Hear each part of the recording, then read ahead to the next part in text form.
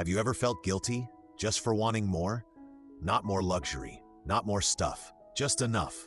Enough to breathe, enough to rest, enough to stop surviving and start actually living.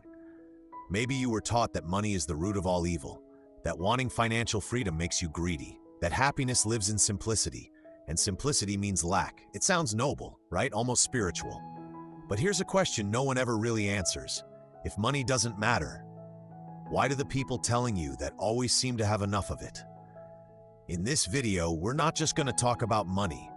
We're going to talk about the story you were raised with, the invisible beliefs that shaped your self-worth, your dreams, and even your nervous system. We're going to explore 7 hidden truths that may completely shift the way you think about wealth, happiness, and power. Because here's the truth most people never say out loud. You can't access joy if your body is stuck in survival. You can't meditate your way out of unpaid bills. And you can't build a peaceful life when your nervous system is screaming for safety. By the end of this video, you'll understand why healing your relationship with money isn't about greed. It's about freedom. It's about reclaiming your right to feel safe, to dream again, to rest, to create, to live a life that actually reflects your soul, not your financial limitations. So if you've ever felt ashamed for wanting more, or if you've ever wondered why money feels so complicated, stay with me, because this might be the conversation your inner child has been waiting to hear. Let's begin. You've probably heard it 100 times. Money doesn't buy happiness. It sounds wise, humble, even spiritual, like something a peaceful monk might say while sipping tea under a tree. But let's pause for a second. If money doesn't buy happiness, why are the people who say that usually the ones who already have enough? Most of us didn't grow up in a world of financial safety. We grew up watching our parents stretch paychecks to cover rent, groceries, maybe a doctor's bill. We saw arguments over money, stress when the car broke down, silent sacrifices when someone skipped dinner so the kids could eat. For us, money wasn't about luxury, it was about survival. So when someone who's never had to choose between medication and groceries tells you that money isn't important, it doesn't quite land, does it? And yet, we carry that message like gospel. We quote it, believe it, and worse, we build our entire sense of worth around it. But here's the truth. Money can't buy happiness the way you'd buy a coffee or a concert ticket, but it can buy something just as important: options, safety, space. It gives a single mom the chance to work fewer hours and be present with her child. It gives a burnt-out nurse the ability to take time off and heal. It gives a dreamer the room to create without panic sitting on their shoulder. Happiness doesn't live inside a dollar bill, but it does live in the freedom that money helps create. So no, money doesn't buy happiness. But the lack of it? That can steal it, piece by piece. And once we begin to see that clearly, we can stop judging ourselves for wanting more. We can let go of the shame and start building a life where happiness isn't just a distant dream, but something we actually have the energy and space to feel. And that leads us to the next truth: why your nervous system can't heal when you're stuck in survival mode. Let's talk about that. We often hear that happiness comes from within. And yes, it does. But what people don't always say is, you can't access that happiness when your body is stuck in survival mode. Let's break it down. Your nervous system is designed to protect you. When you feel unsafe physically, emotionally, or financially, it shifts into fight, flight, or freeze mode. This means your body floods with stress hormones like cortisol. Your heart races, your muscles tighten, your brain becomes hyper-focused on survival, not joy. And guess what? Being broke triggers that exact same response. If you've ever laid awake at night wondering how you'll cover rent, if you've had to choose between paying a bill or buying groceries, that wasn't just stress. That was your nervous system sounding the alarm. And when your nervous system is on high alert, healing becomes nearly impossible. You can't relax, create, or even think clearly when your mind is stuck in panic. Think of it like this. You can't meditate your way through an eviction notice. You can't journal your way through medical debt. And you definitely can't manifest peace while your electricity's about to be shut off. Let me tell you about Rachel, a friend who worked 2 jobs, cared for her aging parents, and never had enough. She loved yoga, read every spiritual book you can name, but still, She felt anxious all the time. It wasn't until she started making enough to cover her needs, plus a little margin, that her healing truly began.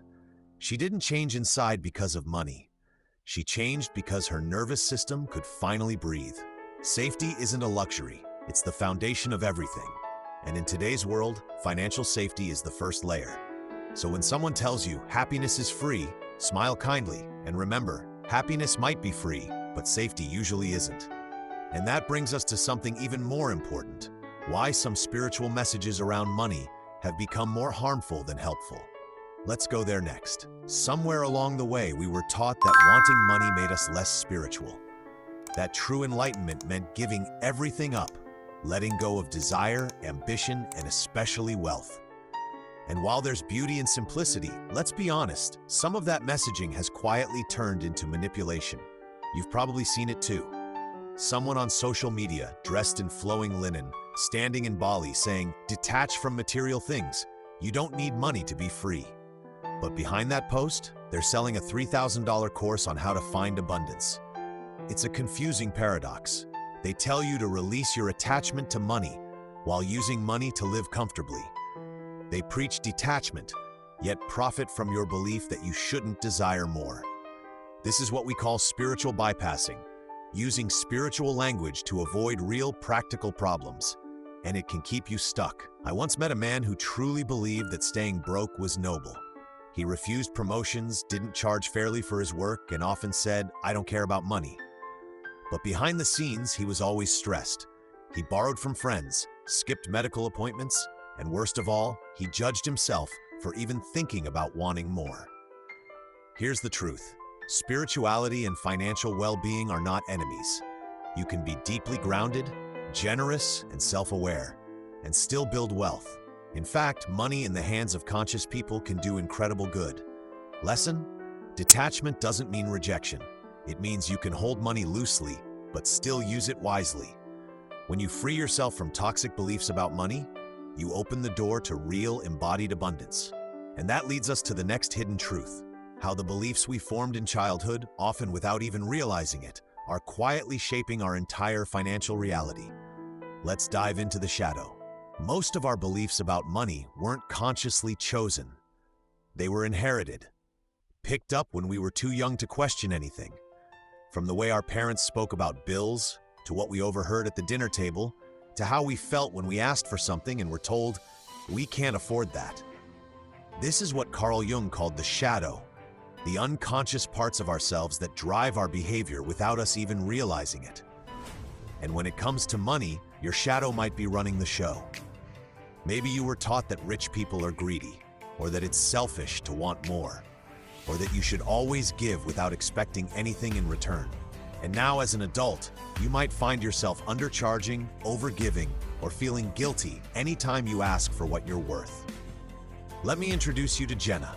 She was a gifted therapist, deeply intuitive and caring, but she always struggled financially. She said, "I just want to help people. I'm not in it for the money." But deep down, she also believed that if she charged more, people would think she was greedy.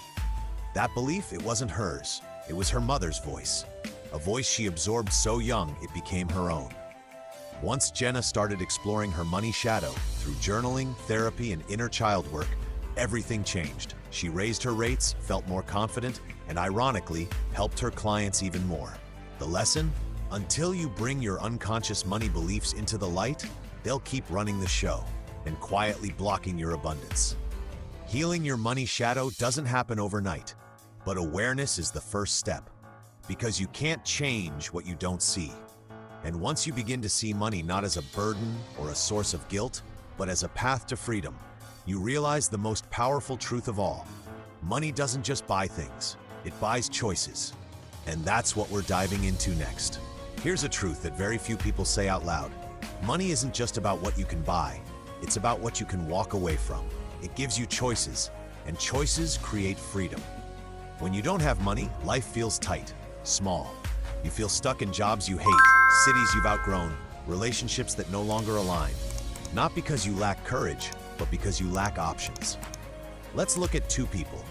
Both are exhausted, burned out, and dreaming of a better life. One has $20,000 in savings. The other has $37 in their checking account and a pile of unpaid bills. Who's more likely to take a leap, to rest, to walk away from what's hurting them? It's not about who's braver, it's about who has options. Meet Chris, a teacher who loved his students but was drowning in exhaustion. He dreamed of starting a tutoring business but felt trapped by his paycheck. So he started saving just a little each month. He picked up side gigs, learned new skills. A year later, he quit his job, not out of recklessness, but out of readiness. He didn't buy happiness, he bought freedom, the chance to design a life that finally made sense to him. The lesson? Money doesn't make you better. It doesn't change who you are, but it amplifies your values. It gives you room to breathe, to choose, to move with intention instead of desperation. So if you've ever said, "I don't need much, just enough to get by," ask yourself, what if enough also included peace? Safety? Room to grow?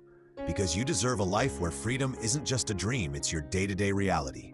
And the first step to building that life? Start changing how you relate to money, not as a burden or enemy, but as a partner. Let's explore how to make that shift next. For many of us, money has always felt complicated, stressful, intimidating, like a stranger we're forced to interact with but never truly trust. But what if that could change? What if money didn't have to be the enemy, but could become a friend? Think about what a good friend does. They show up when you need them. They support you, help you grow, and offer comfort when things get tough. Now imagine treating money that way, not with fear or guilt, but with respect, curiosity, even gratitude. Let's take something as simple as paying a bill. Most people tense up, sigh, or feel annoyed. But what if instead you paused for a moment and said, "Thank you, money, for showing up so I could take care of this"? That small shift turns a stressful transaction into an act of empowerment. Meet Lila. For years, she avoided looking at her bank account. She felt anxious every time she spent money, even on groceries. But one day, she decided to try something different. She started journaling about her money like it was a relationship. She wrote letters to it, tracked her spending with love, not shame. She even named her bank account Freedom Fund. And slowly, her entire mindset changed. She began to feel safer, more in control, more worthy. The lesson? The energy you bring to money shapes how it shows up in your life. When you fear it, it avoids you. When you respect it, it grows. When you befriend it, it supports you. You don't have to be perfect with money, but you do have to be present. Start today with one small action. Look at your money, thank it, and ask, how can I support you too? Because when you stop treating money like a monster under the bed and start seeing it as a loyal companion, everything begins to shift. And when that shift happens, when you start building abundance from love instead of fear, you're not just changing your life, you're changing your legacy. Let's talk about that next. Here's something we don't talk about enough. Your relationship with money doesn't just affect you, it echoes across generations. When you struggle silently, overwork, or settle for less because of financial fear, you're not just carrying your own weight. You're also passing along a story, one your kids, your nieces and nephews, even your community might absorb without question. And often that story sounds like this: we can't afford that. People like us don't do things like that. Be grateful, even if you're barely getting by. But imagine breaking that cycle. Imagine your child saying, "I want to go to art school," and you don't feel dread, you feel prepared. Or your teenager needs therapy, and you can say yes without doing math in your head first. That's what wealth does. It creates opportunity and peace, not just for you, but for the ones who come after you. Let me tell you about Malik. He grew up watching his mom work 3 jobs, never complain, and always give. But they were always on edge. Bills were late.